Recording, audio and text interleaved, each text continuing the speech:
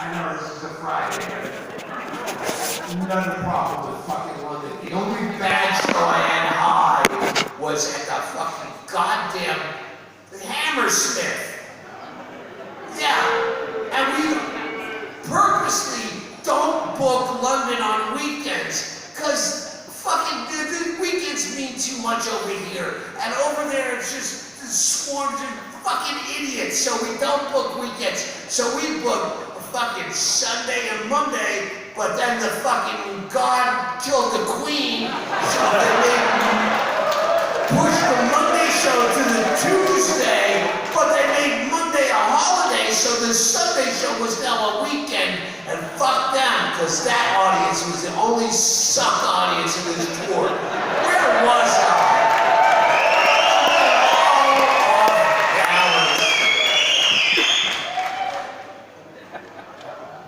I know now that I have time to look back, if they're both defining points in your life, what was more fun, COVID or 9/11?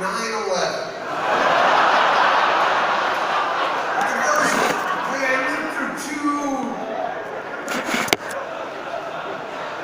and there's arguments on either side. 9/11 was way more exciting, but COVID was way more relaxing. And they both happened at the perfect time in my life. 20 years ago, exciting was, and COVID, yes, I fucking need to sleep in the same bed for a year and a half. 9/11 was, I got more material out of 9/11. So I guess based on that, you could say 9/11's funnier than COVID. And COVID footage, 9/11 footage you can still watch. If 9/11's on anyway, you'll watch it. Doesn't matter where you're from or what. You're not gonna turn the channel right at that point. No one was leaping to their death out of a 90-story building to get away from COVID. No, fucking 9/11 footage holds up. It's strong. It's like Shawshank Redemption or Casino. If it's on anyway, I can watch Breakfast Club again. Home Alone. It's seasonal. Planes, trains, and automobiles. More likely you lost someone to COVID than 9/11, obviously. But at the same time, if you lost someone to COVID, probably someone you were tired of having to go visit at home. Reminding them who you are so you can stay in the will.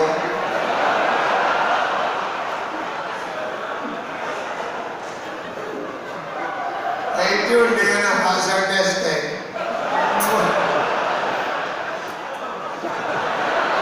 Smelling like damn talcum. Fucking conspiracy theories, though. 9/11 had great conspiracy theories. I still have questions. I loved conspiracy theories for entertainment purposes only. I wouldn't get psycho about anything. I know it doesn't fucking affect my life if there's aliens or we ever landed on the moon, but it was interesting. But back in those days, back in our day, with JFK and the hula, yeah. No conspiracy theories. Like they had a scientific bent to them. There was some smart narrator would sell you on the bullshit, and break this down. Fucking COVID conspiracy theories. You've ruined the entire genre. Like that QAnon shit, where they don't even have a guy. It's just some troll on a fucking random message board leaves a cryptic text, and then you have to make up your own conspiracy Lives fill in the blanks children's puzzle, and you wonder why they stink. There's a huge difference between 9/11, what temperature does tungsten steel melt at that would cause a versus QAnon. Oh, Tom Hanks. Yeah, Tom Hanks and all the Hollywood elite, they party with the globalists and they fuck kids in cages underneath Pizza Huts. And Hillary Clinton, she grows vampire teeth at midnight, and then they suck the baby's blood. They had the twisty straws. Remember crazy straws from the 70s? Novelty straws, they put it right in the soft spot of the baby's skull, and then Hillary sucks his head flat like a juice box for eternal youth. And where did you get any of this? Follow the money. You ruined conspiracy theories forever.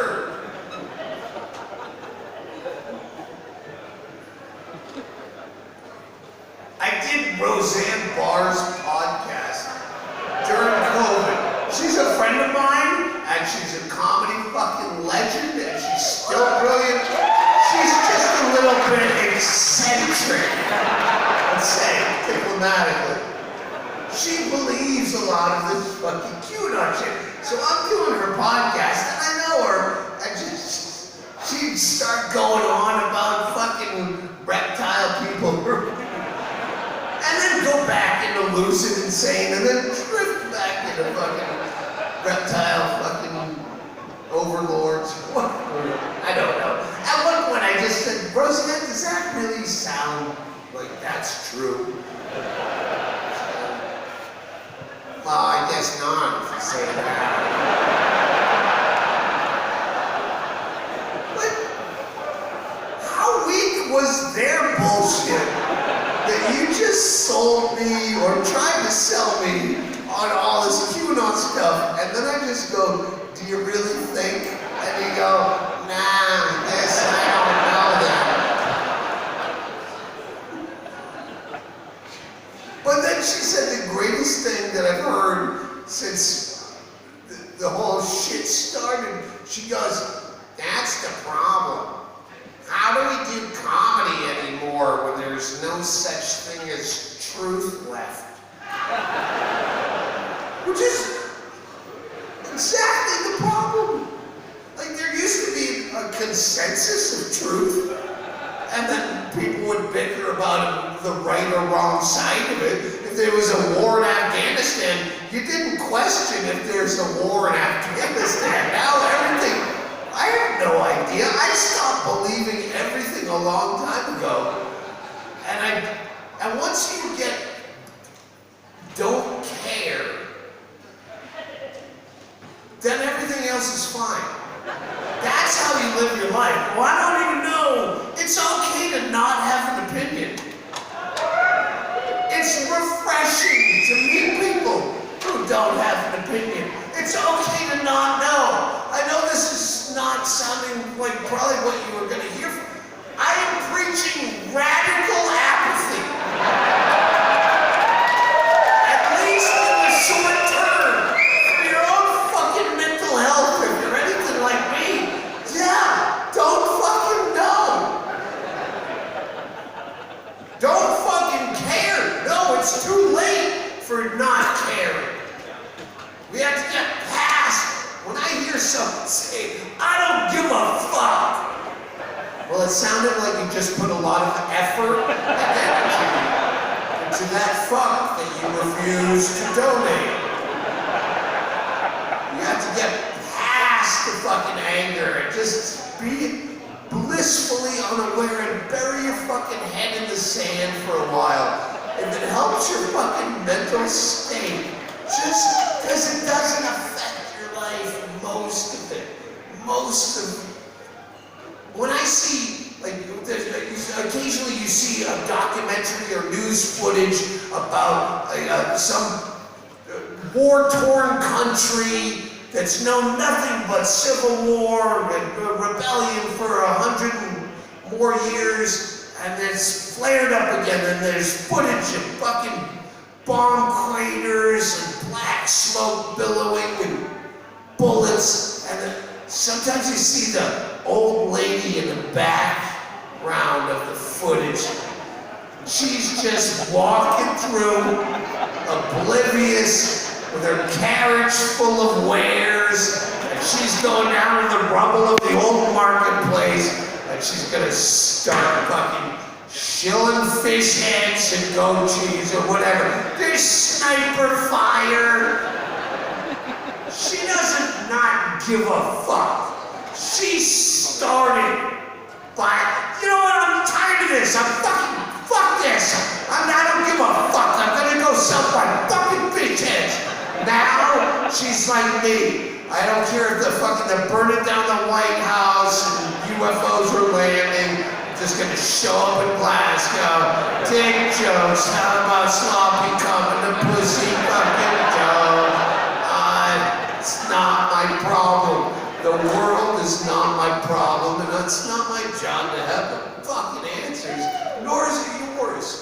I remember doing a bit a long time ago, but around when I came over here, it was something about opinion poll pie charts. Thanks very much. Yeah, I'll get to that. Don't make a habit of that, because when I'm high, it's really, my head is the only problem I have to deal with. But I will drink that.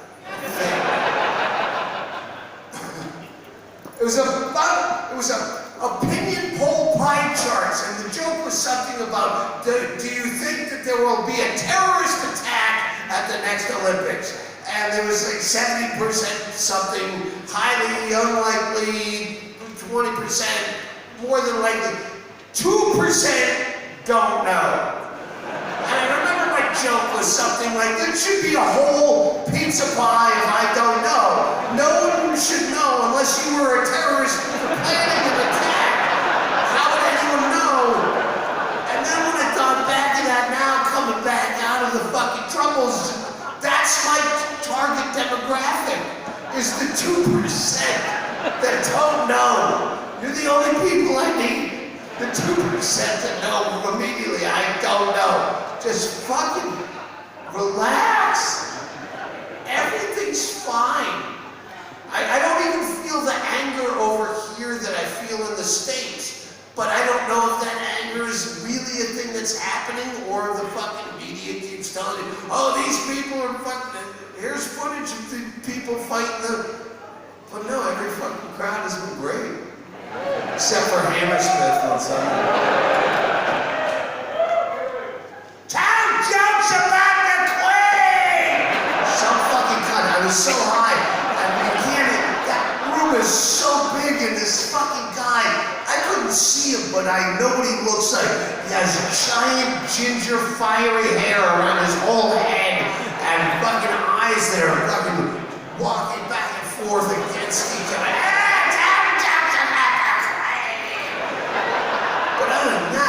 I think everything.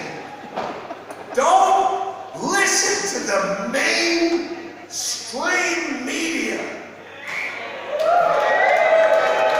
Do your own research.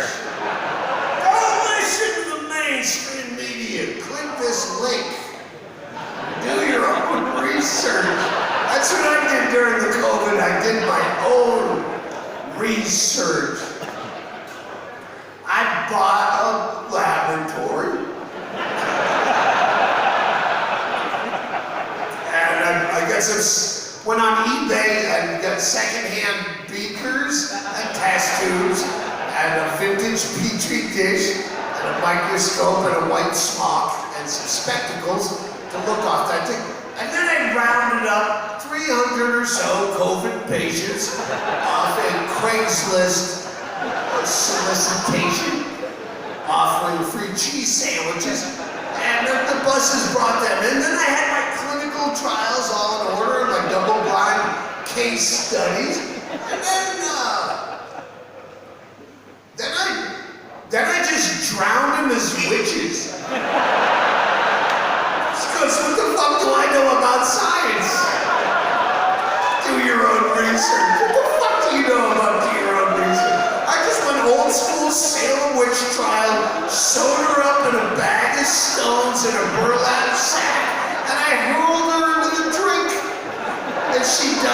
drown, COVID's a hoax.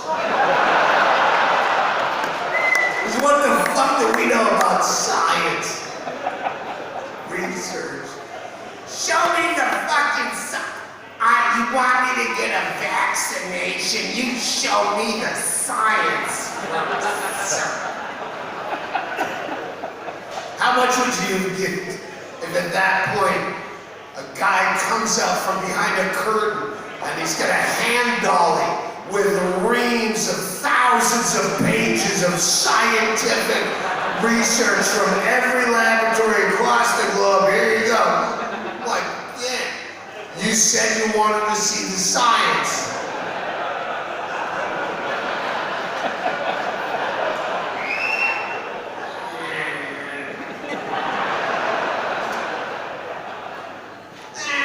Understand a lot of these words.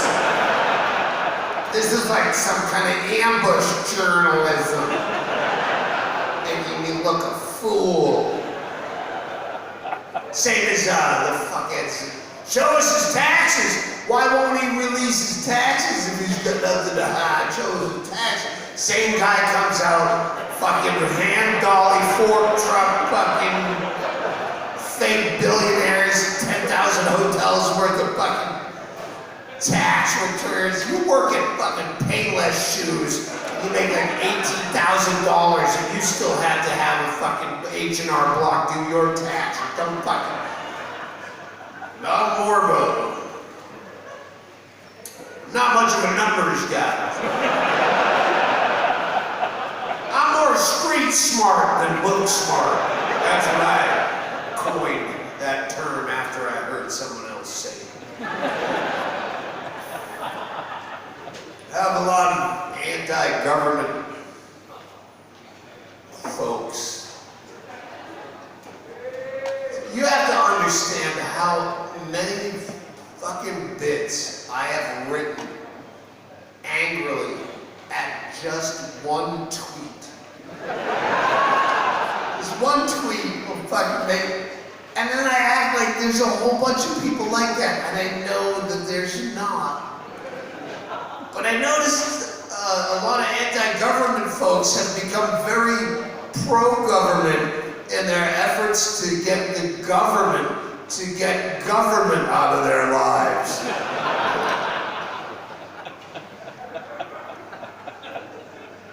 If you're anti-government, just stop using them. I'm anti-government, but not as a lifestyle where I'm fighting them, or you just avoid them like parasites or fucking mafia or whatever. You just try to... When I was a child, I had an anti-authoritarian bent grown into me. I did not like the idea that my government told me I had to be 21 years old to drink alcohol when I was 17, 18. So what I did, I ordered a fake ID via mail order, which was easy at the time. My mother's National Enquirer magazine classified fake ID. And I sent off the $5 in the blind. You know, it's a different day and age, simpler time where you just trusted. And 6 to 8 weeks later, which was customary, it showed up. And what it was a kit. It was a fake ID kit.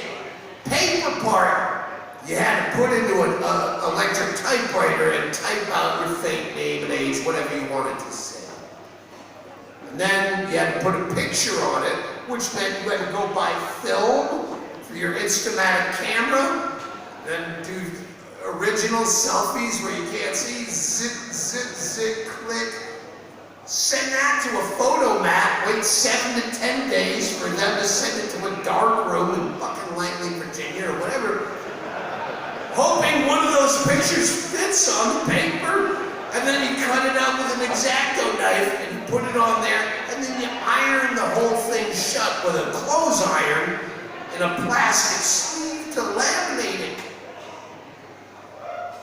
And then I brought that, as soon as it cooled off, I brought that to the liquor store, and I bought a 6-pack of beer, and I got hammered with 2 beers left over the next morning and 1 half flat on the nightstand. The point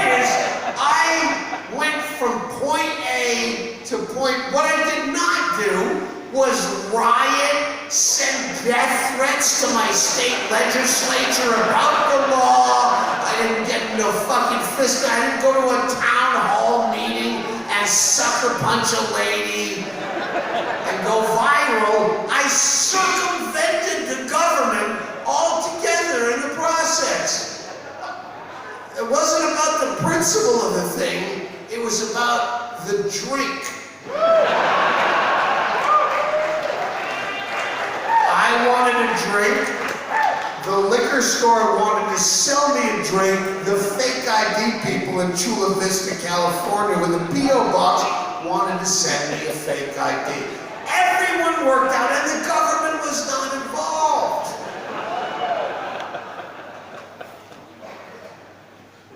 But most people just want to fucking fight.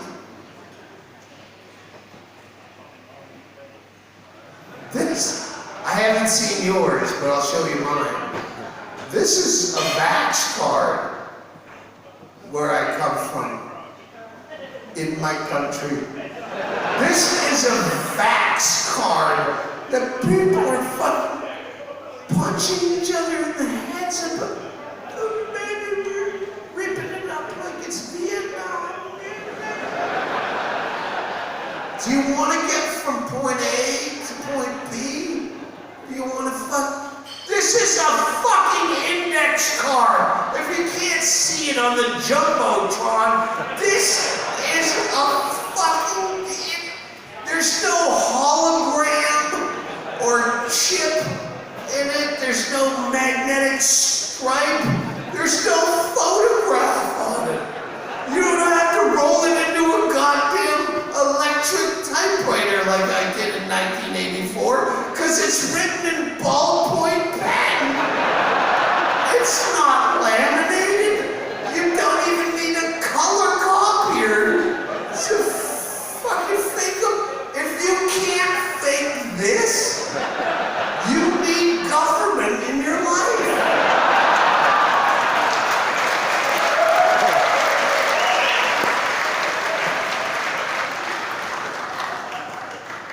People just want to fight. Fucking mask issues. I never had an opinion. Because, by the way, you might notice this in my act too, is I've lost touch with the common man. And isn't that the point?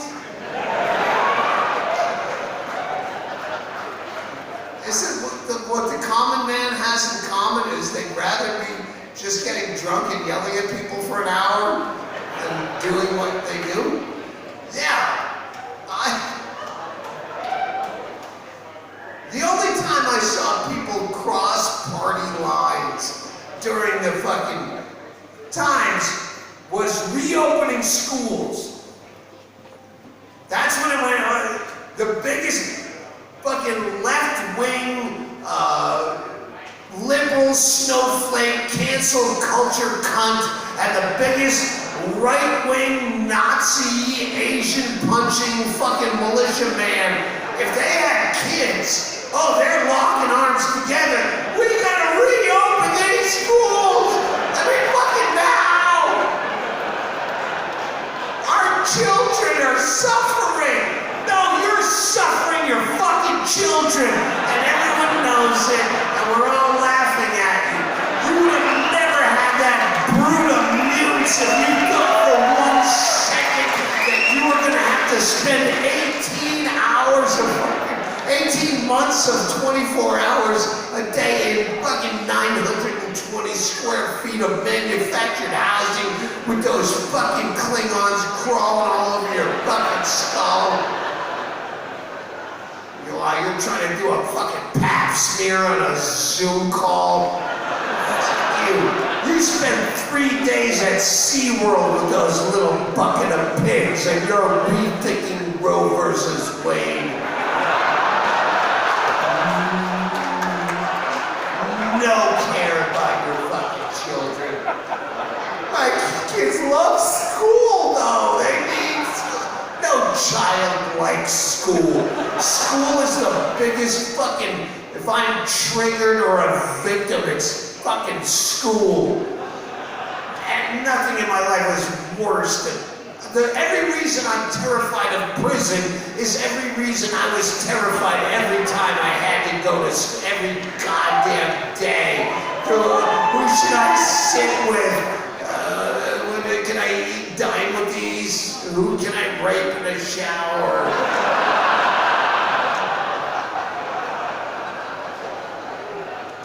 I grew up in New England, which is not new and improved England. It's just a more recent England. It's the fucking same horrible fucking shit you have here, just brick and fucking stone and ugly. But we had snow days where a blizzard would come through and the whole family would wake up at 6 in the morning and tune into the AM transistor radio like it was War of the Worlds or fucking Churchill's gonna build us up on this.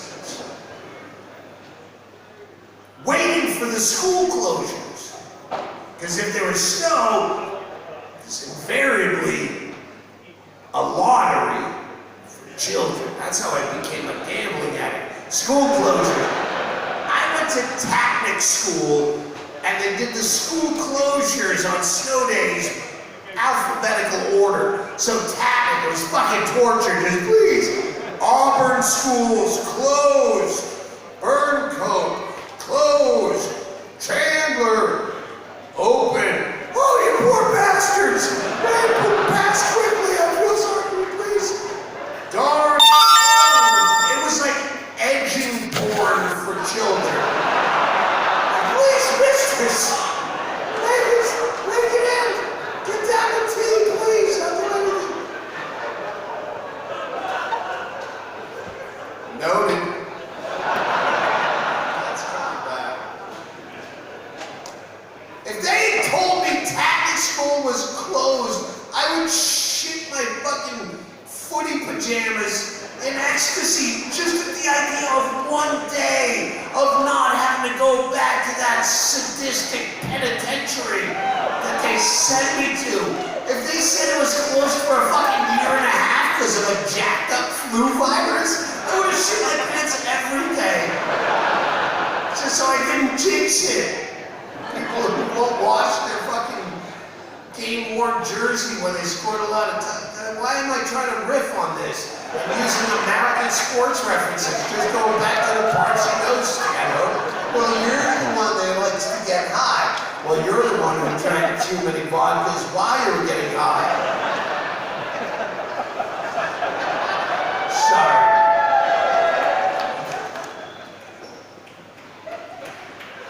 I never get that with comedy. Sorry, I'm just tripping on that. Like where one of the band members is too drunk to perform. You don't ever get the comic just like fucking getting into a fight with himself.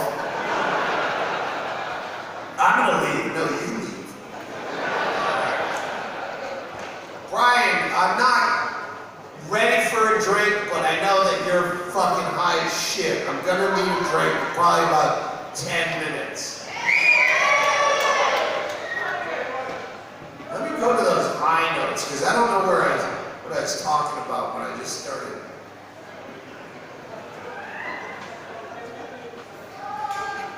Don't listen. A lot of times, when I'm silent, it's to build up more energy. Sometimes it's for theatrical effect. Sometimes I really don't know where I'm going. Anytime there's silence, it's necessary. It's not open mic night because I stopped talking. Da-da-da-da-da. There is no reason for cold butter.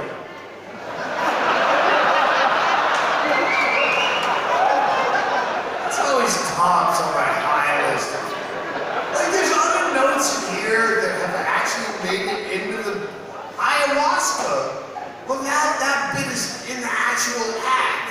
It moved up. This is like the bench. And ayahuasca, cold butter will never make the fucking starting lineup. But there's no fucking reason, right? You cool off a waffle? It doesn't... I'm such a good such a good salesman.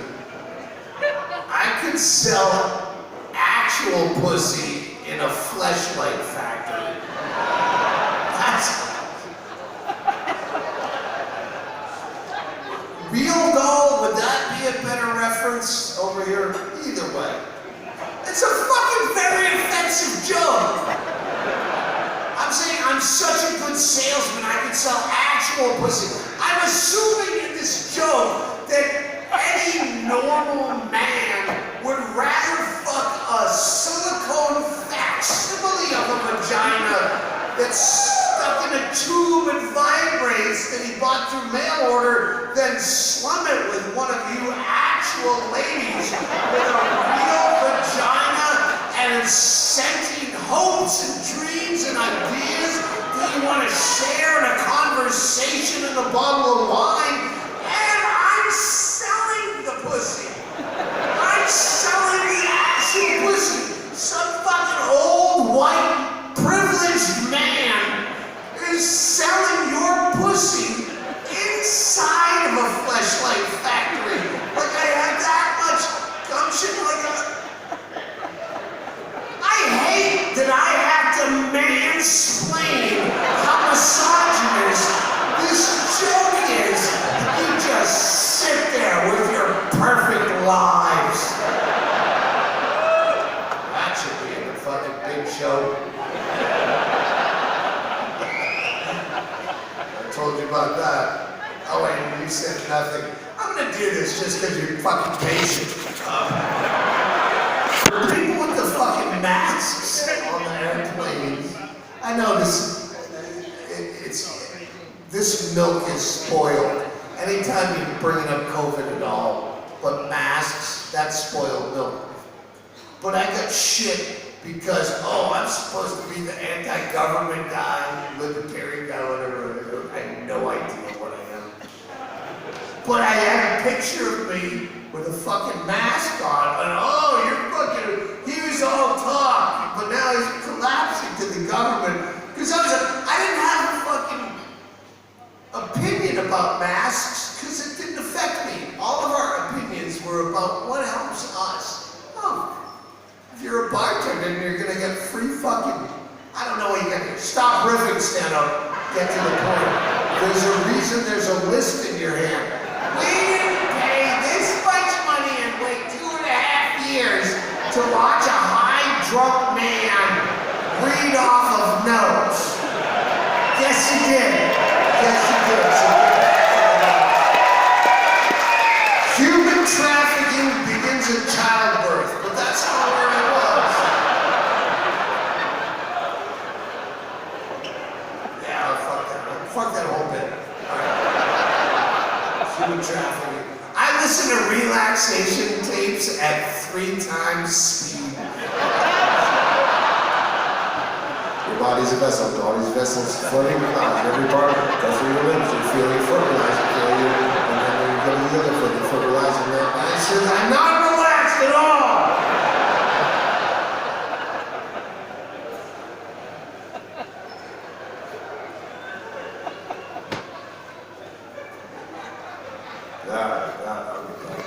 Hey, my wife nags me.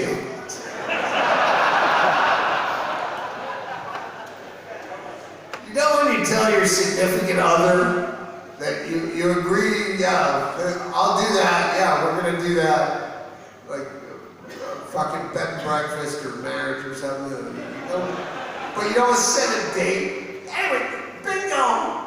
Like once we've cleared the air that suicide is our logical way out. I mean, barring a fucking active shooter tonight or an accident, yeah, eventually we know that we're gonna fucking cash out. And it's fine. But once we came to that, like we had that, now it's all right now it's monsoon season where we live, and I come on this tour and I go, try to find someone who can weed whack all this shit, because for 2 months everything grows out of control. Find someone to weed whack. Someone in this town must be money, and And she's like, well, that means I have to talk to people, and I don't want to talk to people, and my medication is, can't we just kill ourselves? Yeah, we are, but not for this. We just had solar installed. And then I'm on the road for 2 weeks, and I go, I lost my fucking water pick and my laptop charger in a fucking hotel, and there's no way to get it. So you're right, let's kill ourselves. And she's like, I just started season 7 of Catfish. It's one of those things, you know when you're fucking drunk with your friend at a bar, or you're not even drunk yet, he just ordered a drink when you were about to finish one, so then you go, oh, if you just ordered one, I'll order one, and then he's finishing when you're just starting, and then you're fucking 5 hours at the same pub, trying to get, that's what Bingo and I are trying to do, is get on the same page with suicide, because we don't have any more fucking things we need to do. Who else are you gonna meet, or... We look at suicide like a business decision. Where you go, not every suicide is depressing or, I can't go on. Some suicides have to have been like, you good? Yeah, I'm good. What else? I don't have anything. I'm a movie star now. I starred in a movie. In February, I spent 5 weeks in January, February in goddamn Chicago filming a movie. You're not going to see it in theaters if it goes anywhere. But I said, I'll do it just so I can say I'm a movie star. Because I was in a starring role in a movie. Yeah, that's bucket list. And it's...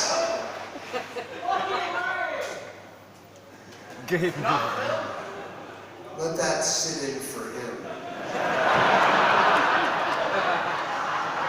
I was the first one to chime out loudly, and what happened, what ensued, was a deafening silence.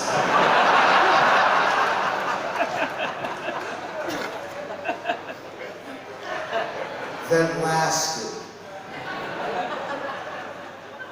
I heckled before I did stand up, and I was like fucking 20 or something. I went to a comedy show and I heckled, and it was like that. Fucking, I tried. It died, and the whole show stopped. And what I had to do was do stand-up comedy for 32 years to try to overcome the guilt and shame that I felt for being that man. And by the sound of his voice, he doesn't have that much time.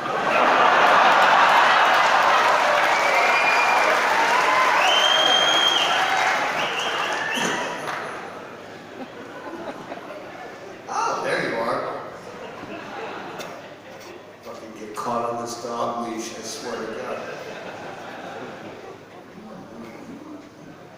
Brian Hennigan, how you feeling?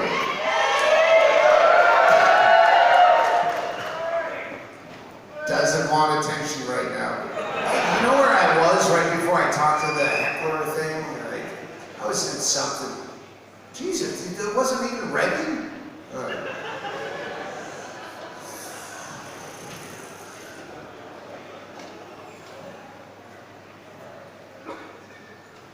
Where was I, Assange? Somewhere before that fucking guy heckled me.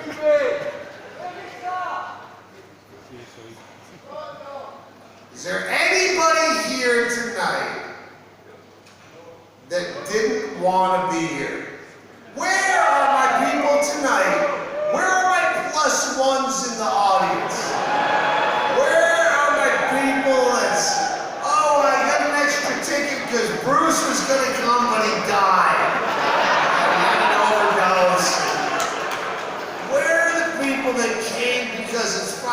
someone, I've been in your chair and it sucks. I have been to fucking events that, okay, politics, friendship, where you go, how long does this last?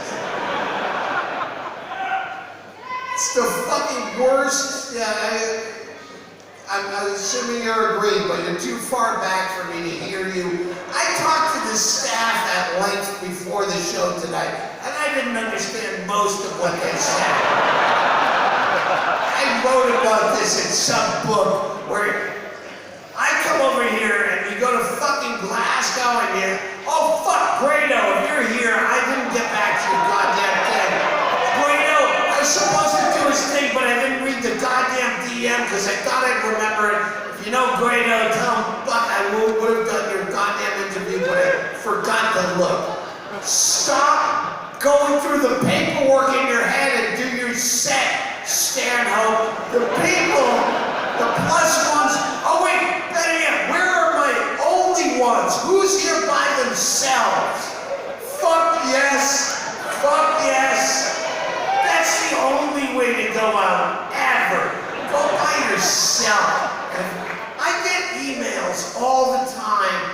Every tour I do, oh, I can't believe you're finally playing my hometown of Tanker, Nebraska, and I have stolen your stuff for fucking 3 decades off the internet, and now I'm really gonna see you live. I'm so excited. My wife, not so much. She hates you with every crooked disc in her spine.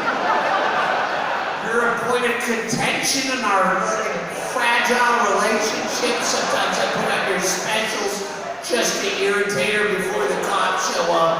I can't wait for the show. Why would you bring someone to my show that hates me? I don't want to sound vain right here, but people that hate me are some of my least favorite people. I don't like to be hated. One guy actually wrote back when I said that, and he said, she deserves it. She made me sit through Rob Thomas 3 times this year. Matchbox 20. Right? I'm enjoying the Matchbox 20. Should I care to listen to music? The point is, what kind of fucked up relationship are you in that you can't just go, I'm going to do Doug Stanhope tonight when you do Rob Thomas, and then we'll meet up in a pub we both like later on. Why would you tell me ahead of time that someone who hates me, active shooter, said no? And then I can't even remember my notes. I'm just scanning the audience, looking for that one crumpled face. Rob Thomas would be done by now. Let's go on.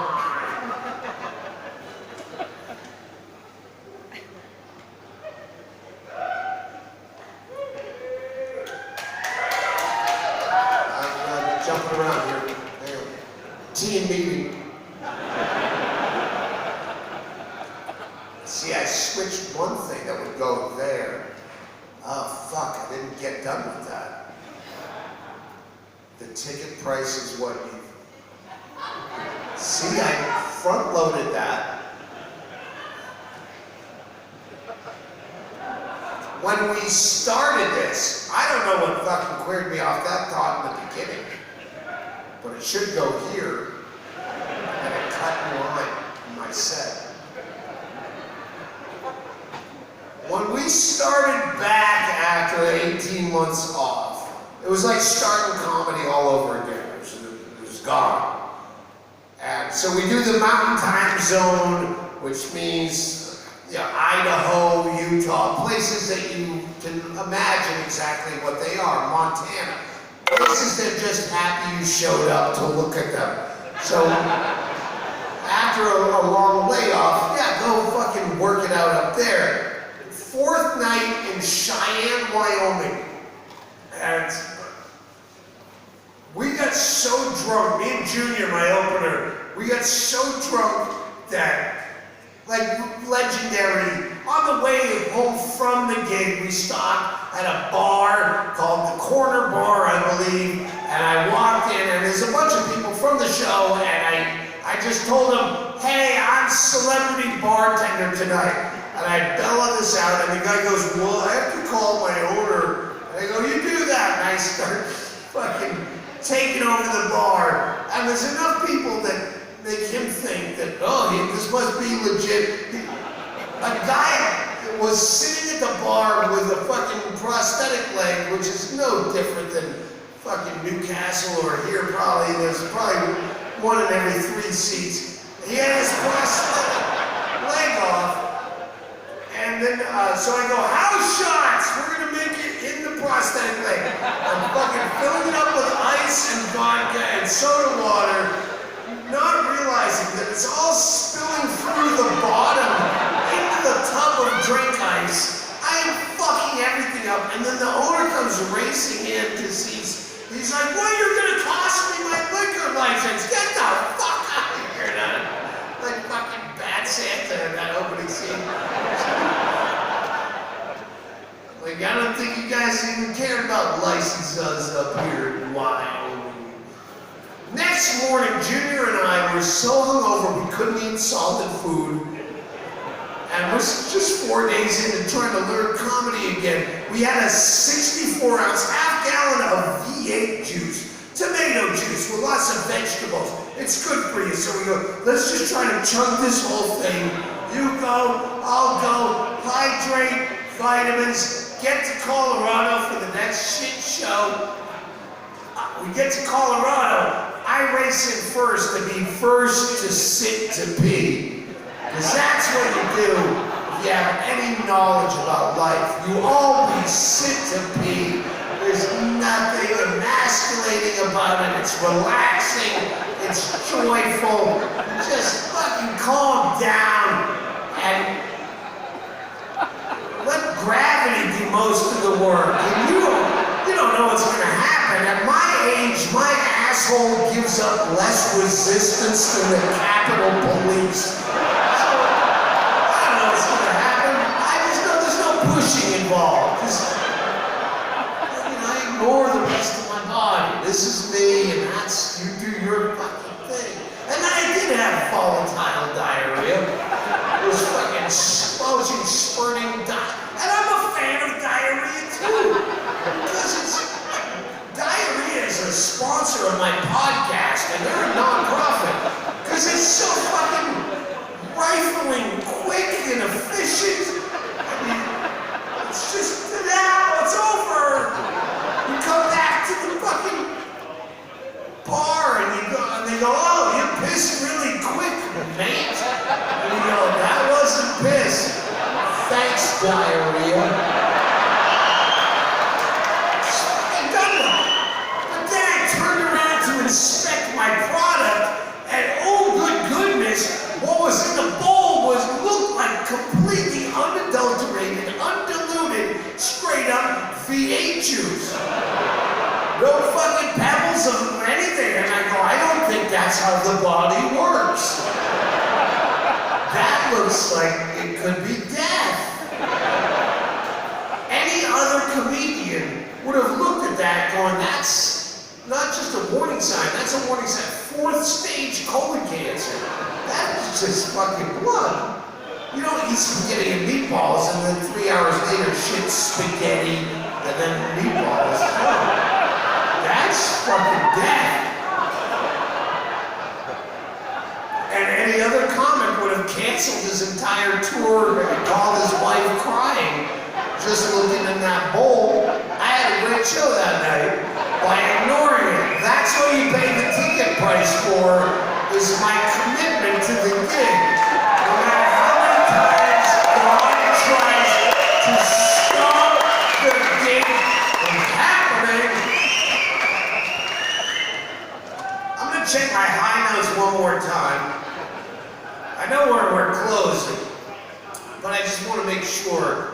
Fuck, I always put them back in here. At least you start.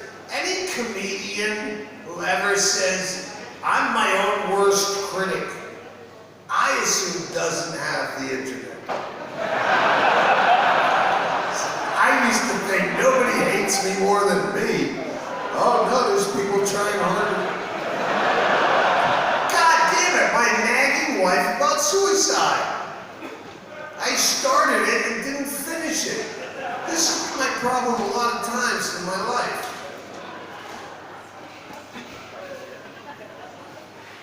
When you hear anybody say, oh, and he died penniless, shouldn't that be the goal? Without suicide as an option, yeah, down to the last penny, that should be the goal. And, oh, that's the fuck, because I put in the movie star thing. That's where you fucked yourself up, Stanhope. Putting the movie star thing, because it's a bucket list thing, so it does segue. I was a goddamn movie star playing, guess what? A fucking 55-year-old alcoholic, chain-smoking, shitty stand-up on the low side of the totem pole, dying of liver failure. Yeah, and they put me in makeup for 35 to 40 minutes every morning on that 5-week shoot to make me look better. I caught him at some point, I'm like, I take pictures of me before makeup and then after, I go, I see what you're doing. And the point was that I don't have a bucket list. I am a movie star, I am an author, I am a comedian, I am a mimic of every trade. I don't have a bucket list, but I do harbor every grudge. So instead of having a bucket list before suicide, I'm saying, bingo, who we taking with us? And I know that you also do what I do with recreational fantasy murder. And I know that because it's the fucking #1 top. Every Netflix thing that comes out is true crime. Every fucking podcast, every fucking streaming service has cold case files. And you're all doing what I'm doing, is plotting fucking murders. And I'm talking to the ladies on this one mostly. I didn't think you could get away with it. And I'm well ahead of you. Like now you get to a point after 80 fucking episodes. Oh, I can make a murder look like a fucking accident or a suicide. I'm gonna make my suicide look like a murder. And blame it on someone I hate. We're never gonna know I got that fucking fingerprints and shit. Like I'm way ahead of you. I've been listening to a lot of that true crime shit. Where the actual people doing it are solving the murders. And if you ever plotted murders for your whole life, the idea that you could have a perfect serial killer riff down and get away with it for decades, even the fucking every law enforcement agency has thrown up their hands, but then you get busted by a podcaster? Scooby-Doo shit is this? The cops gave up. This is between me and the cops. Who the fuck are you, podcaster, following me around all night in your smart car? I'm going through my trash. This is fucking emasculating. Oh shit!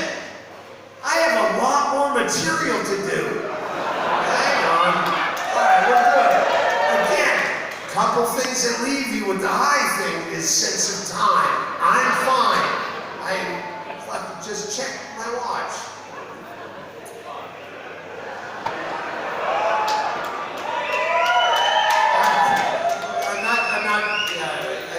I'll ask you when I need something. Like if I did and I have where oh, could you give me a round of applause and that will set my fucking, I would ask for that.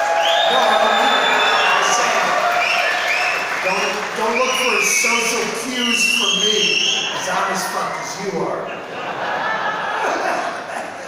The cancel culture thing, I don't even like to say the fucking name, but it's good for business. It really is. Cancel culture in comedy is just, you just have to have name enough to get it. But no one's been canceled in comedy. No one's been forced into ventriloquism. Because here's how it works. And just look for this in all forms, where it's the middleman. It's always the middleman. A comic says something, a named comic says something where there's the middleman, narc, fake, fucking ratfake.com guy in the back going, oh, Dave Chappelle just said something about people with clubfoot or something. No one's offended in the room. Hang on, I'll go home tomorrow and I'll reach out to the fucking National Association for Club Feet, shouldn't be made fun of. It's a one-guy institution, and he's gonna give me a comment, and then I'll title the story, People Are Outraged. No one's really outraged. You don't have to have opinions, you don't have to pick sides, because probably no one is offended except for that one guy or lady that from the Clubfoot organization put out a statement. You and I work in an office together, let's say. I'm upper management and you're a fucking schlub trainee. And I come up to you and I go, hey, did you notice Beverly from Human Resources, the one that hired you? See her new haircut? Yeah, she looks like a fucking hedgehog, doesn't she? She's got that mustache. She looks like a... Because I drink at my desk at work, and you're just trying to be polite, so you smile and go. But then later, you spot an opportunity for advancement. You see Beverly in the break room, and you go, I know I'm new here, and I don't want to be like the bearer of bad news, but you know Doug Stanhope? Yeah, he said you look like a pig. Because ratfake.com will always misquote the comic in question. Hedgehog is way less caustic than pig. My point is, Beverly leaves the fucking office crying in tears that management, and she wears a hat for a month and gets electrolysis for who hurt Beverly's feelings in this scenario? Me? No. You fucking stool pigeon! That's what the fucking BuzzFeed, Daily Beast, fucking TMZs are. They're fucking thinking you to click on shit and then form an opinion where no one's really offended.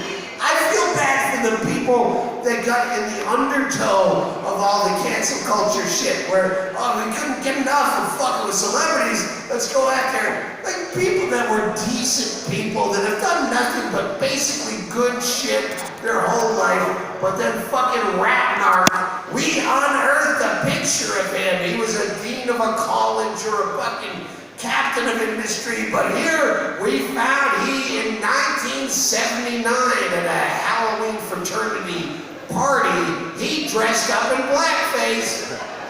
He's like, it was a different day and age. Every day that you're alive is a different day and age. Compounding, every day you age is another day you probably have something you're gonna be ashamed of. Whether it's just something you wore, or a hairstyle, or a fucking flippant joke, or something mean-spirited, and it just gets worse, because you have more examples. You don't need a culture to rub that in. It's natural in the aging process. I've been nothing but a fucking douchebag my whole life.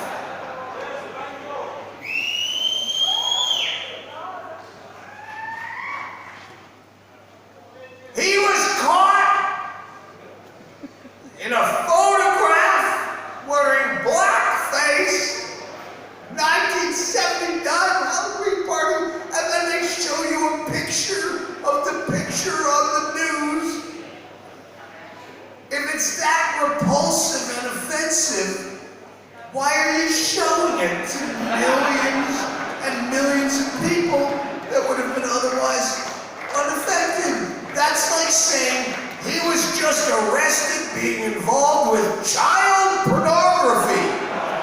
Here's a clip. I will be back after this commercial. It doesn't make any sense at all. What if cancel culture goes a complete 180, where you think you're on the right side of history following the current mob, and then history goes, fuck you, changed our mind, and tomorrow it's all like right wing coming back, and where you're just as fucked. I wrote this bit about pro-choice before Roe versus Wade, and I'm kind of happy that I might be right. As much as I'm against the, sometimes if a million people have to suffer for me to be right again. What if that whole cancel culture came after anyone that was pro-choice? Not just in opinion only. This could happen. This might be happening. Because abortion is murder. This is why it's tough. No, abortion is without question murder. If I might steal a bit of my own from 20 years ago, and I'll paraphrase, yes, a fetus is a living thing. So is cancer in your grandpa's pancreas. A genital wart is alive and growing. If it's going to irritate you for life, burn it off. That's me from a different day and age where kids are just anything. It's without question murder. It's just abortion is more like collateral damage murder. If you want to have a carefree, happy life with no responsibility and lots of disposable income, yes, abortion is murder, but it's basically self-defense.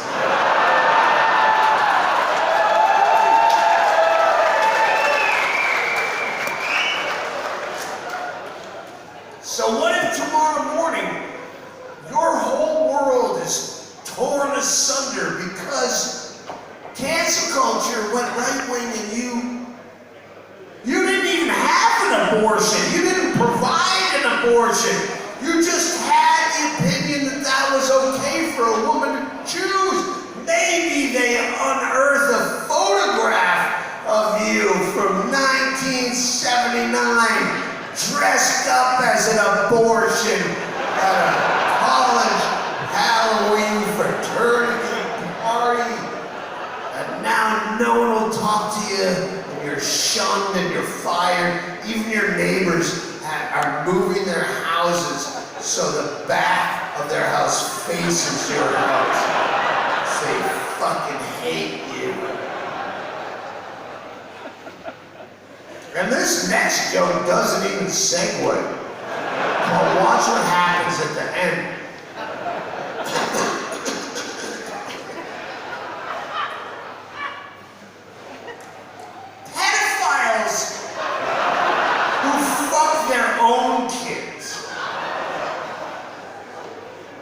Is that premeditated? Like, is he considering this all the way back at the family planning stages? Caroline, I know we talked about starting a family. It's a risky decision. There's a lot of things we have to weigh the ups and downs. Financially, it's a big problem where one of us might have to take on another source of income and we'll need a bigger place. And on the plus side,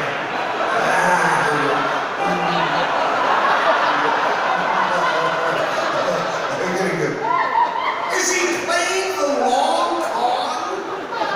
All the way back then, is he trying to keep a straight face at the gender reveal party in case it doesn't quite go with his kink? Come on, Blue. Come on, Blue. Oh, as long as he's healthy, I don't care. Come on, Blue.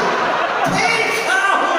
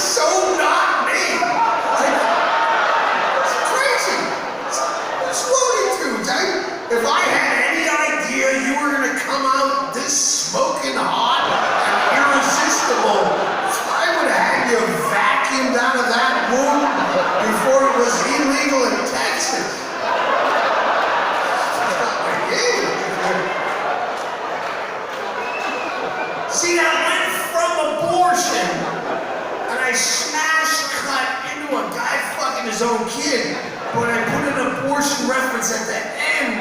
It's like a reverse cowgirl segue.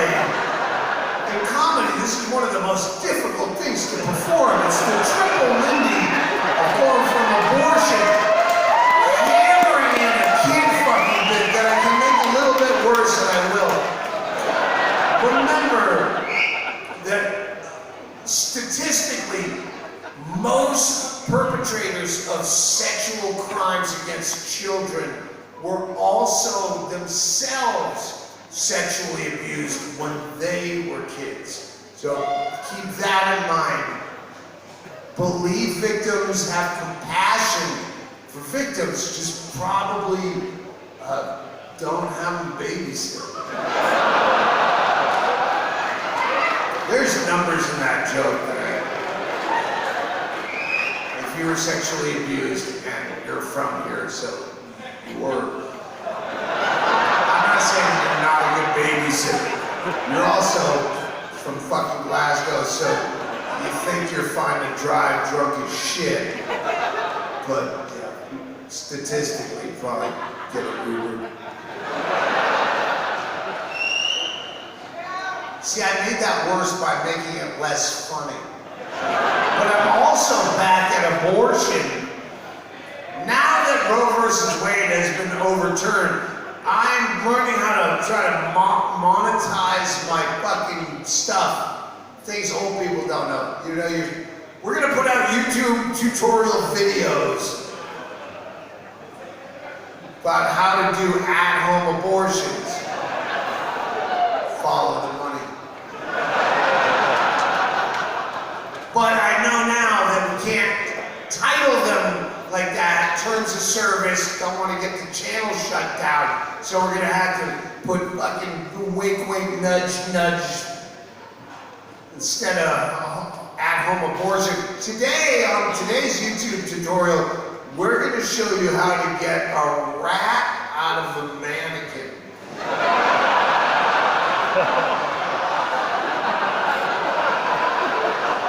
We have all sorts of things planned for the new pandemic.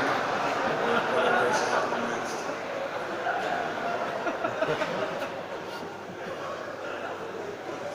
I used to think that stand-up comedy was the last stronghold of freedom of speech. I probably preached it on this goddamn stage. Well, at least here we can fucking say anything. And now that they're coming after comics, I think the last bastion of freedom of speech is actually pornography.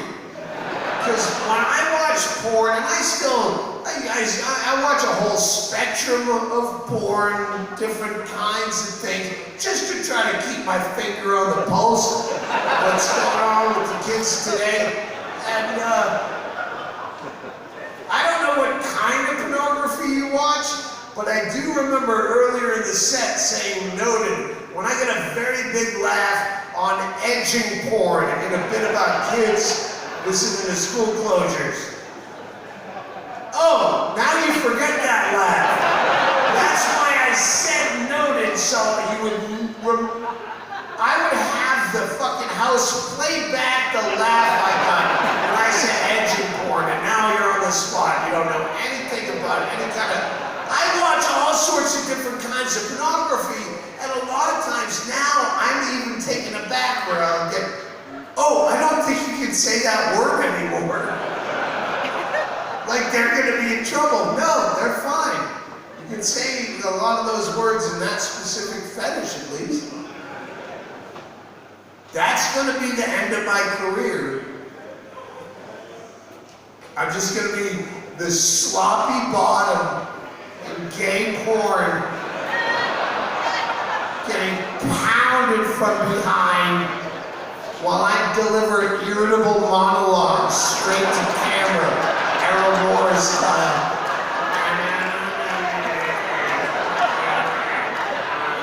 Because when you're getting fucked in the ass, you can pretty much say whatever you want at that point.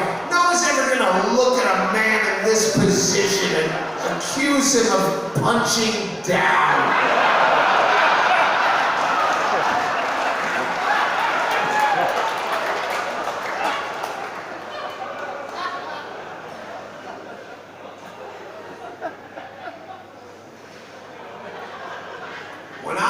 die, I would much rather be treated by a veterinarian than a doctor. And this goes back to shit I started to say earlier. That fucking doctor that cut me off of my goddamn Xanax. It's, we can't renew that. It's prone to abuse. We're gonna put you on something that's not habit forming. You mean, it doesn't work? Exactly. If it's fucking a drug that works for a problem, I had a Xanax prescription that just got shit-canned after COVID because I hadn't refilled it, and now it's, yeah, we have to put you on something now. Fucking shoes are habit forming for a reason, because they work. We're gonna just put you on socks for a little while.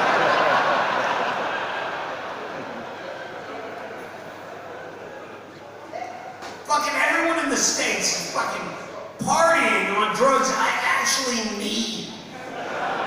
Yeah, Xanax. I fucking use Xanax as an anti-anxiety drug. It's like Valium, whatever you have over here.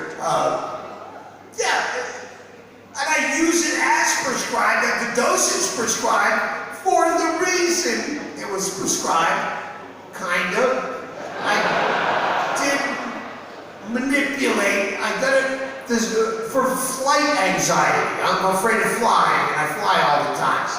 I didn't tell the doctor, sometimes I get flight anxiety walking on flat ground below sea level. The point is, I wasn't crushing it up and snorting it to enhance the party like all the people that are fucking up my prescriptions. Opioid heads, you know about them. Fucking, I'm gonna need those drugs, painkillers that you're ruining. I'm gonna be dying of renal failure probably before this tour is over. Maybe before the set. And they're about to catheterize me with a garden hose, and I'm gonna go, oh, could I get a Vicodin? Or maybe one of those OxyContins that's so well reviewed on the Yelp? And then you're gonna go, no, those are also prone to abuse. We're gonna smear some fucking Anbesol fucking tooth pain medication on your penis lips and give you a fucking St. Joseph's Children's chewable aspirin. Here, bite down on this pine branch. Doctors are so full of shit. A doctor will never just look you in the face and tell you, I don't know. Sounds weird to me. You probably know more about this than me if it's an ongoing condition. That's why I say I would rather be treated in my fucking dying state by a veterinarian, because they don't have to lie. A veterinarian doesn't have to fucking have bedside manner and pander to a smart person, because their patients don't speak the language. You just look at your fucking dog. Yeah, don't throw good money after bad on that fucking moribund fucking chunk of fucking death. I had to kill both my dogs, one before COVID, one right after COVID. I'm dog free. And this is not a sad story, by the way. Both of these dogs lived incredible, 14 years old. It's about a dog's age, right? And I didn't ask for them. They fucking showed up at my house when I was on the road, and I let them live on my couch.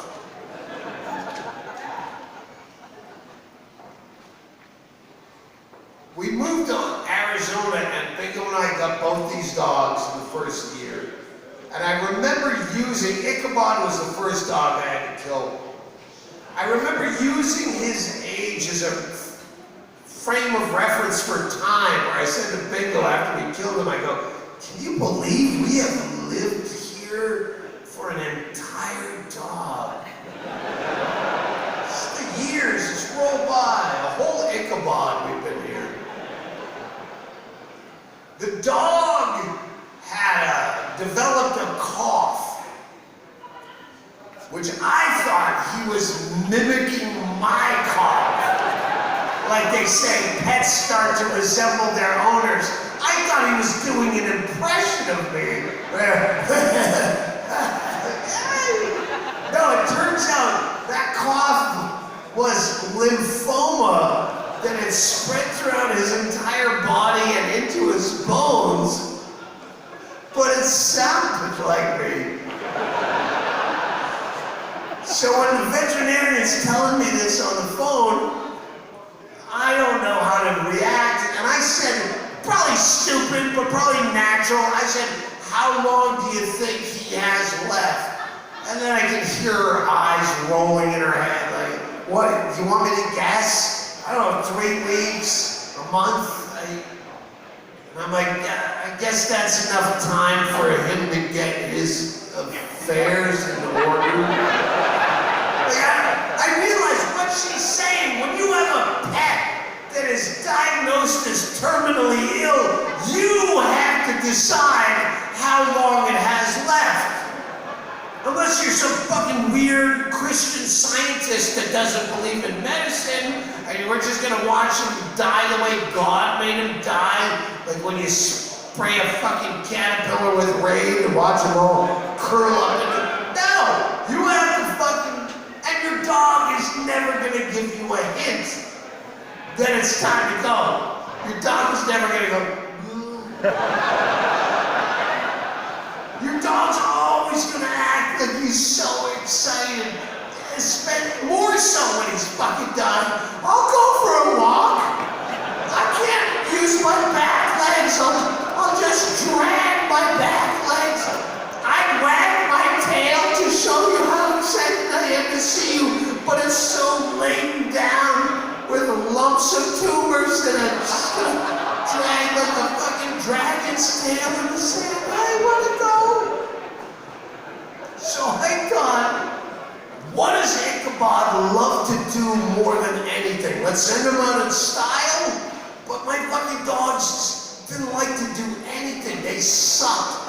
They were the worst, stupid fucking dogs. They wouldn't chase a tennis ball. That's how they resembled their owner.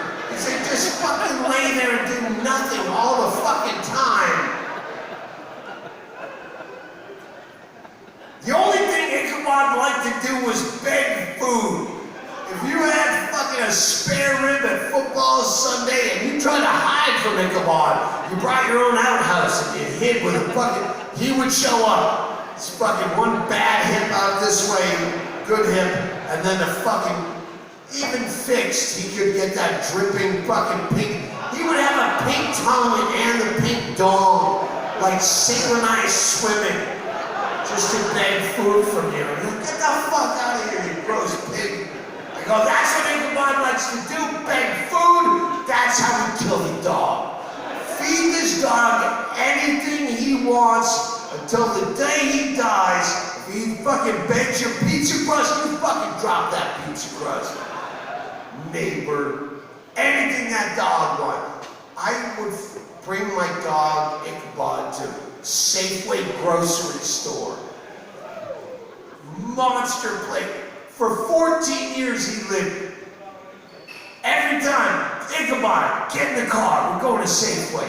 And we get to Safeway and I go, you watch the car, buddy, and I'm gonna go in there and get us both treats. But I would fantasize, what would my dog ever do if I just let him run amok, free ball, off leash in a fucking 16 aisles of massive American grocery store. And once he got diagnosed as terminal, it took a few days before I went, Ichabod, get in the car. We're really going to Safeway. I brought him there as a Sunday, Monday morning, 7:30 in the morning. No, this time you don't have to watch the car. Fuck the car, we're going to... He stepped on the magnetic mat and the doors open magically and drops of Valhalla sunlight are dripping on his fucking head. Go! And he's got these old man dog nails in his bad hip, so he's sliding and rolling over, going, this way to the meat department, buddy. I got the map drawn up, and I had that look on my face of go ahead, fucking anyone say something to me with a smile, but you only get that face a few times in your life where you mean it and you don't need to force it, and people see you and go, that's a fucking problem that I don't want to. Go ahead. I spend more money in this motherfucking Safeway than a fucking teacher makes in a year just buying bottom shelf fucking vodka to buy my friends. Anyone want to comment with me and my dog or just walking towards the fucking meat department? My Mexican meat guy, the 6'8" guy, he sees me and he sees the dog, he goes, hey Stan! And then he sees the dog rooting around in the meat, and then he looks back at me with my face and he goes, good seeing you, Stan. And he excused himself to not be part. Side note, I've lived in Bisbee now 17 years, and a lot of people still think my name is Stanhope. And they call me Stan, and I never correct them, because they think it's adorable. Have a good day, Stan. Everything that dog snout touched went in the cart. What are you doing cube steak for? We're not on a budget, buddy. Not with your lifespan. Get the good stuff. I got him bacon he couldn't reach off the top shelf. I cooked that dog perfectly cooked bacon every day that he lived after his diagnosis. Crisp, but not too crisp. We'll never agree on what bacon should or shouldn't be.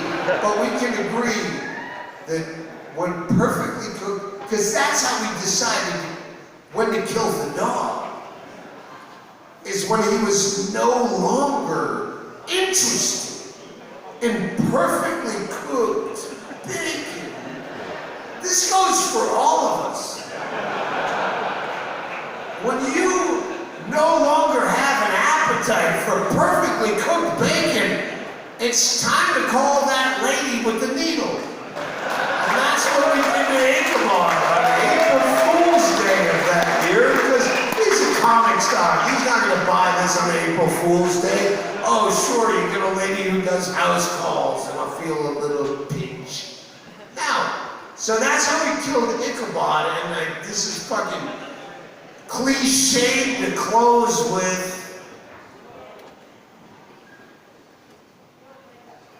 It's so much more difficult to put down a pet than it is to kill your own mother. I know that's what you think, and I've done both too. Because your pet doesn't get the jokes that you're making at his expense while he's being killed, like Mother did. Mother was laughing and he made the jokes and the morphine and the fucking cocktails. Even the veterinarian was like, why would you say that to your dog? Right now, I go, it's a callback to when we killed my mother. It's a little show. Read the book, lady. I'm not paying you for fucking chatter. Trying to have a moment with Ichabod. And since then, it's like Monday morning quarterback, we say over there, where you go, maybe that's the way we should have killed Mother. Rather than the morphine and the White Russians.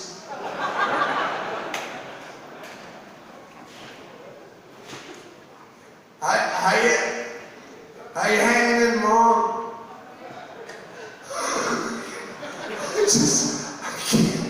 I can't get my breath. I can't get my breath. My back hurts so bad. I feel like such a burden.